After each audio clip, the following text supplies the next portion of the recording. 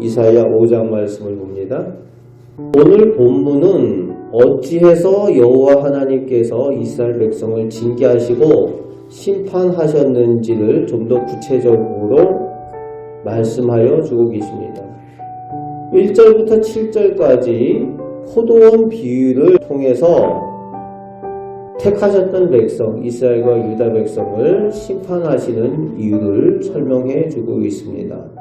1절에 심히 기름진 산에 하나님께서 가나안 땅에 젖과 꿀이 흐르는 땅에 심으셨다는 거지요. 2절 말씀에 땅을 파서 돌을 제하고 하나님께서 친히 애써 수고하셨다는 겁니다. 그리고 극상품 포도나무를 심었다라고 말씀하십니다. 하나님께서 특별히 선택한 그 백성이었다는 거지요. 그리고 망대를 세우고 포도 틀을 만들고 좋은 포도를 기대하셨다는 겁니다. 그런데 뭐가 맺었다는 겁니까? 들포도를 맺었다는 거지. 들포도가 어떤 겁니까? 상품 가치는 고사하고 사람이 제대로 먹을 수 없는 수준의 그런 포도인 거지요. 가축의 사료로 주기에도 열악한 수준에 있는 것이 바로 들포도입니다. 이제 3절에 하나님께서 예루살렘과 유다 백성들에게 한번 판단해 보라고 말씀하십니다. 이제 이사야서에 보면은 와서 나와 변론해 보자. 우리가 서로 변론하자. 이런 말씀을 하신 것처럼 예루살렘과 유다 백성들아 와서 한번 판단해 봐라. 또 말씀하시는 거죠. 이런 상황이면은 너희 같으면은 어떻게 하겠느냐라고 물어보시는 거죠. 그러면서 4절 말씀에 내가 무엇을 더할 것이 있으랴 그렇게 물어보십니다. 하나님께서는 하실 수 있는 모든 것을 하셨다는 겁니다. 사람으로 말하면은 최선을 다했다라고 하는 것처럼 하나님 입장에서 하나님께서 하실 수 있는 모든 것을 다 하셨다는 거지요.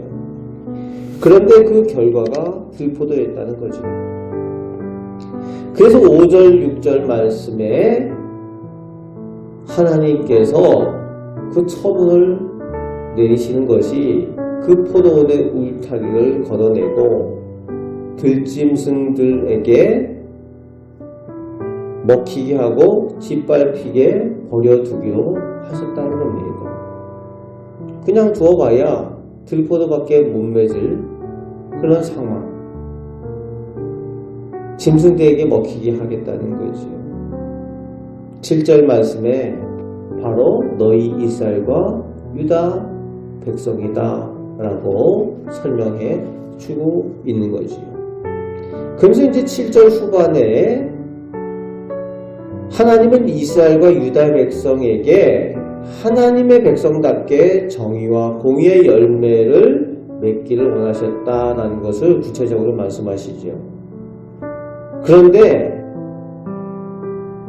유다 백성이 반대로 포악하고 어려움을 당한 사람들이 부르짖게 만들었다라고 말씀하여 주고 있습니다. 하나님의 백성이면 하나님 백성답게 정의와 공의를 행해야 되는데 오히려 악행을 하는 그 모습이었다고 말씀하여 주고 있는 거죠. 오늘 우리도 하나님의 백성답게 맺어야 되는 열매들이 있습니다.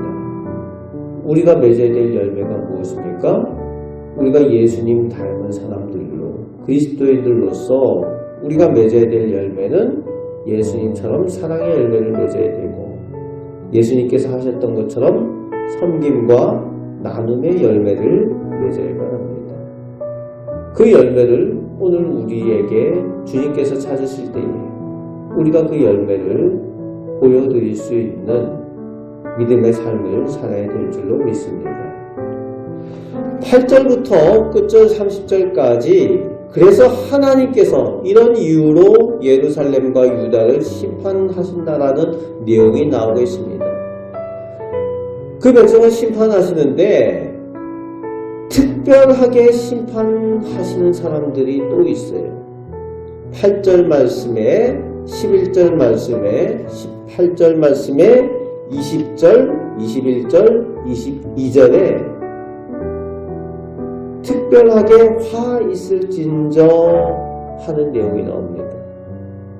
화 있을진저. 특별하게 이런 사람들에 대해서는 하나님께서 특별한 내용 또 특별한 노를 바라시는 그 내용들을 말씀하여 주고 있습니다. 하나님을 두려워할 줄 모르고 그저 사람의 지혜와 사람의 힘을 의지하며 하나님의 말씀을 멸시하는 사람들이다 라고 24절 말씀에 말씀하여 주고 있습니다. 이 사람들에 대해서 특별히 화 있을진저 라고 말씀하여 주고 있습니다. 악하고 거짓되다라고 그들의 행동을 구체적으로 말씀하여 주고 있습니다. 구체적인 악행과 범죄의 모습들을 하나님께서 지적하시며 하나님께서 기뻐하지 않으셔서 특별한 내용의 징계의 내용들을 말씀하시며 그것들을 당하게 될 것이다 라고 말씀하십니다. 예루살렘과 유다 백성, 이스라엘 백성을 하나님께서 심판하시지만 그 가운데도 특별히 화 있을진저 하는 사람들은 특별히 하나님께서 더욱 분노하시는 사람들이다 라고 경고를 하고 계십니다. 그러면서 25절부터 30절 끝절까지 하나님께서 이방 나라, 이방 민족들을 심판의 도구로 삼아서 유다 백성들을 철저하게 채찍질하고 징계하시는 내용을 말씀하여 주고 있습니다. 하나님께서 이방 백성들을 불러오시겠다는 거죠. 그래서 30절 말씀에 보면은 더 이상 이스라엘 백성들이 소망이 없다라고 할 수 있는 그 어둠, 빛이 보이지 않는 그런 상황에 처하게 되는 그때까지 하나님께서 징계하시고 심판하시겠다. 그만큼 하나님께서 얼마나 크게 분노하셨는가에 대한 것들 보여주고 계십니다.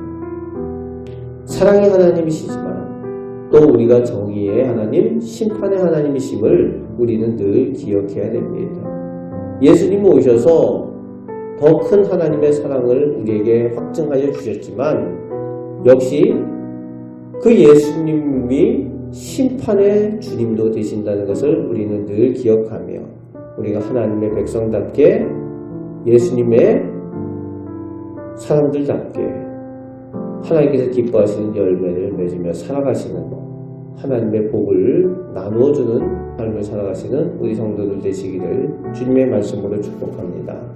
아멘. 기도하겠습니다. 하나님, 저희가 하나님의 백성답게 하나님께서 기뻐하시는 삶을 살아가며 하나님께 드릴 수 있는 믿음의 열매를 저희가 맺게 하여 주옵소서.